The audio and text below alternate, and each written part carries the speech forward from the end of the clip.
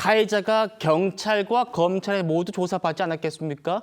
두 기관에서 어떻게 조사를 하는지 극명하게 대조된 영상도 공개됐습니다. 이것이 정치다가 아니고 이것이 검사의 보안 수사다라는 겁니다. 들어보시죠. 피해자 상의가 이제 반 정도 들려 있었고, 바지는 뭐 입은 게 흔합니까? 바지는 청바지 입었는데 지퍼가 열려 있을 때요. 그런 걸 봤을 때는 이제 뭐 본인이 얘기대로 그냥 폭행 말고 다른 혹시 본인이 뭐 범행 사례가 저는 그런 건 절대 안 합니다. 제가 여자친구도 있고 저는 진짜 말도 안 되는 생각입니다. 그럴 수도 있지 않습니까? 제가 이렇게 처음에 이렇게 잡았을 때 그때 이렇게 올라가고 그게 됐을 수도 있지 않습니까? 처음에 CCTV에서 보면 이제 그때 폭행을 해가지고 예. 여자분이 이제 뭐 상해적으로 이렇게 되쳐진 것도 있거든요. 예. 상의 티셔츠가 발등 올라가 있었고 손바지 뒤는 열려있는 상태라고 하는. 선생님이 얘기하시는 거는 제가 이렇게 주목하면서 그렇게 될 수도 있다고. 아니 저 어떤 선생님이 보이는지 누구예요? 본인의 입장에서 그렇게 지수를 지금 본인이 말씀하지도 않은 거를 본인 마음을 그렇게 아시는 사람이 도대체 누구실까요? 경찰은 저거를 그러니까 단순한 충동적인 그런 사건으로만 해온 거죠. 저 성범죄 목적이 있는 걸로 보지 않은 상태로 넘어왔는데 그러면은 저걸 이제 물어보면서 저 사람들의 허점을 확인하는 과정인 겁니다. 지금까지는 저렇게 되어 왔던 거예요. 저 과정이 이제 없어지는 겁니다. 앞으로는 저런 식으로 저 범죄자를 검사실에서 부를 수가 없게 되는 겁니다. 저기 보면 저기 여성 검사님과 여성 수사관님이 굉장히 열심히 추궁하잖아요. 선의도 있겠지만 시스템상 이걸 놓치면 저분들은 책임을 집니다. 저분들은 뭔가 낌새가 이상하면 어떻게든 파내야 되는 시스템이었던 거예요. 조계현 위원장님, 모든 경찰분이 저렇게 수사를 한다는 게 아닙니다. 우리가 일반화하는 건 아닙니다만 그동안은 경찰에서 수사가 잘못됐을 때 검찰이 보안 수사를 통해 가지고 저렇게 추궁해서 가해자를 다그치고 추궁할 수 있는 건데 지금 지지 못하게 된 거 아닙니까? 좀 기가 막히죠.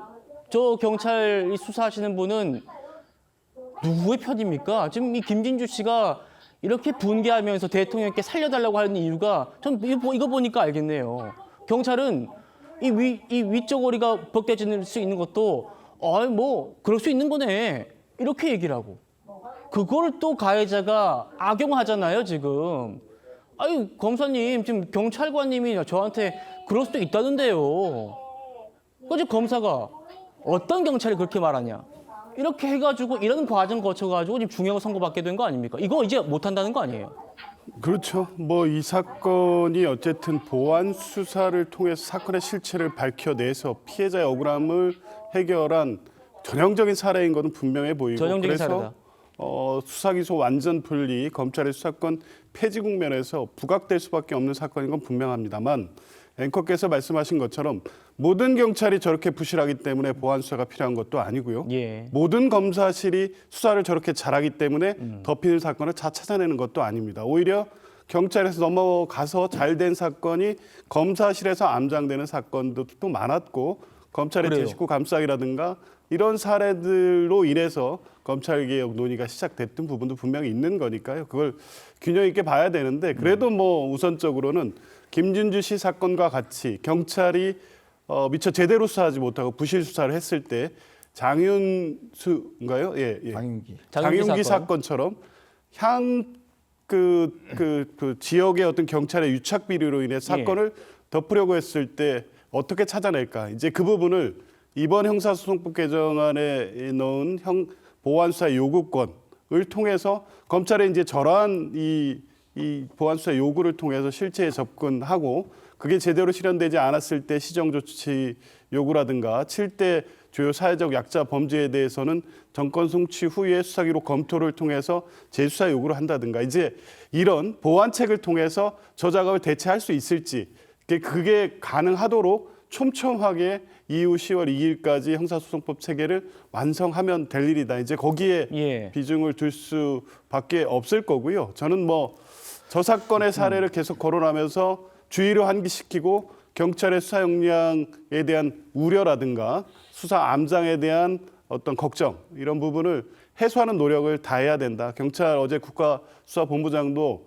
이제 그런 부분을 강조해서 얘기를 했고요. 또 더 중요하게는 새로 출범하는 예. 중수청이 새로운 수사기관으로서의 어떤 위상과 역할 이 부분을 어떻게 만들지를 같이 논의해 가면서 예. 김진주 씨의 사례를 형사사법제의 어떤 대전환에서 가장 중요한 어떤 사건으로 봐야 될 필요성은 좀 분명히 있다고 알겠습니다. 봅니다. 근데요, 꼭, 우리가 재판도 3번 하잖아요. 예. 재판 한 번밖에 못 한다 그러면 어떻게 될까요? 항소심 가서 뒤집어진 경우가 많죠. 자, 근데 수사도 마찬가지입니다. 수사도 한 번으로 끝내는 거하고 다시 한 번 더 검사가 다른 시각에서 보는 거하고는 천지차이예요. 예. 자, 그리고 뭐 지금 중수청 보완한다고 하는데 지금 공수처가 어떻게 하고 있습니까? 혹시 공수처 있다는 말 들어보셨어요? 최근에 공수처 기사 한번 보셨어요? 요즘 싹 들어갔네요, 진짜. 공수처가 언론에 나오지도 않습니다. 뭘 하는지도 몰라요.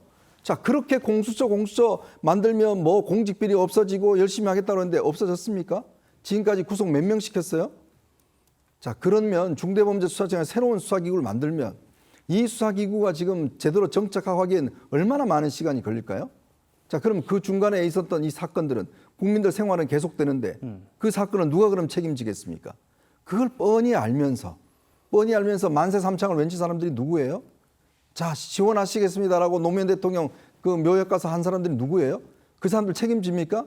서영교 법사위원장과 이 김용민 의원이 이 문제가 터지면 책임져요? 아닙니다. 대통령과 법무장관이 책임져야 될 문제예요. 예. 그렇게 제3자적 입장에서 이야기하실 문제가 아닙니다, 지금.